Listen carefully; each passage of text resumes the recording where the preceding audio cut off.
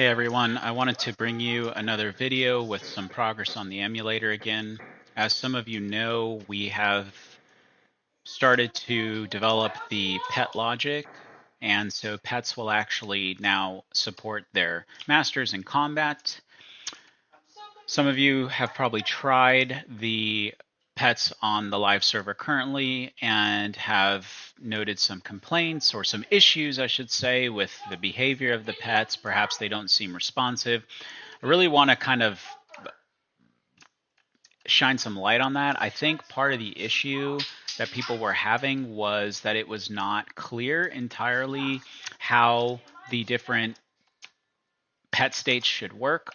And so people were summoning their pets and then having them on a state that maybe wasn't supported, and this resulted in what appeared to be pets that were not functional. So I'll show you what I mean. When I summon this pet here, you'll see that there are some strange states, such as courageous or perhaps opportunistic. Sorry, there's a breakpoint there. Let me get rid of that real quick. And so with those sorts of behaviors, it was really hard to know exactly what they should do. So I still haven't implemented those, but I did go ahead and implement the aggressive state. I think some people probably tried it and it wasn't doing anything, and so they thought it wasn't working. And the reality is that it wasn't working because I hadn't implemented it. So let me show you what the aggressive state does now. So if we switch the small turret into aggressive, you'll see it will go ahead and find targets within its radius and start pummeling them. And it's eliminating everything, as you can see. Now, the other thing you'll notice is pets, at least the turrets right now, the small turret in particular, has pet data for it. So we actually have the values for the health, the vigor, the armor, and the damage, all from how they were on live. Now, the large turret is not done yet, so the large turret is actually using data for the small turret, so there's technically no difference between the two at the moment. But when we get that data in a format we can put into the server, we will. So as you saw there, that was aggressive. Now, I've killed all of my targets in the area, so I'm going to go ahead and move them to assisting. Okay, so if you have them in assisting, what they will do is they'll attack your target so long as it's in range. So if I attack this guy here, they'll rotate and they will start firing, and there they go. Both of them got it. Now, if I put them, and I'll do this one too just to show you again. And boom. The large turret's rotating a little funny because the server is telling the client the large turret is exactly where the small turret is, but the client is saying that's not possible, and so the client keeps trying to push the large turret over, and so it's interrupting the animation and rotation that the client would normally play because it's moving the turret.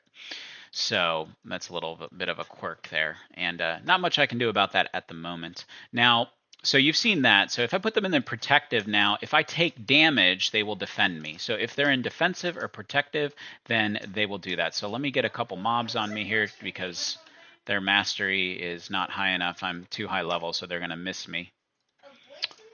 Let's get this guy over here. Come on, someone needs to hit me. This might take a second. Come on, I believe in you, vermin. Well, while we're waiting on that to happen, I am going to go ahead and summon...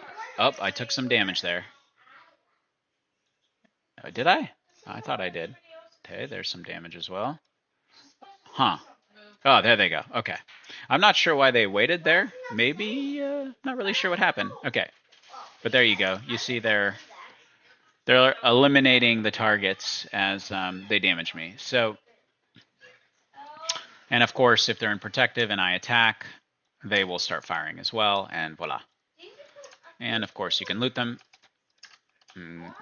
etc. So now the other thing that we did do for the live server is we went ahead and we made dual equipping possible if you were the correct class and the item type was an item that can be dual equipped. So wrenches should, in theory, be dual equipable, and apparently this wrench does not want to spawn or allow me to click on it, and it might be that my guy is bugged UI interface wise, so I won't be able to do that, but perhaps I can show you the Zerker. Do have a Zerker character who has dual swords, and I want to show you that at least that actually works, and his name is Jerk Me Zerkoff. All right, so you can see here he's got the dual swords in, so that's something that you can do on live now. And to actually pull that off, you do need to be spec'd into that, otherwise you will not be able to. And you see how when I double click, equip this now, you see, there it goes, it's in the offhand. So yeah, so there's that, and I apologize for the noise in the background. There's that, there's the pet changes, and there's quite a bit of moving parts in the background going on. So I just wanted to give you guys an update on that. Oh, there is one other update. Unfortunately, the current build that I'm on here doesn't work, but on the live server, if you die now, you will actually, when you resurrect, you will either go to your life stone or you will go back to the starting position of the server where you spawned in originally if you haven't set a life stone. So that's another change there. All right, anyways, I hope this video was exciting for you. And yeah, if you have any questions, drop by the Discord. I will place this video on YouTube as well as on Rumble, since I heard that our European colleagues are oppressed by the European governments and not allowed to use Rumble for one reason or another. I don't quite know why, but in solidarity with our European brethren and sisters, I will put it on YouTube for you guys. Okay? All right. Thanks for watching, and I guess see you guys next time. I can end this.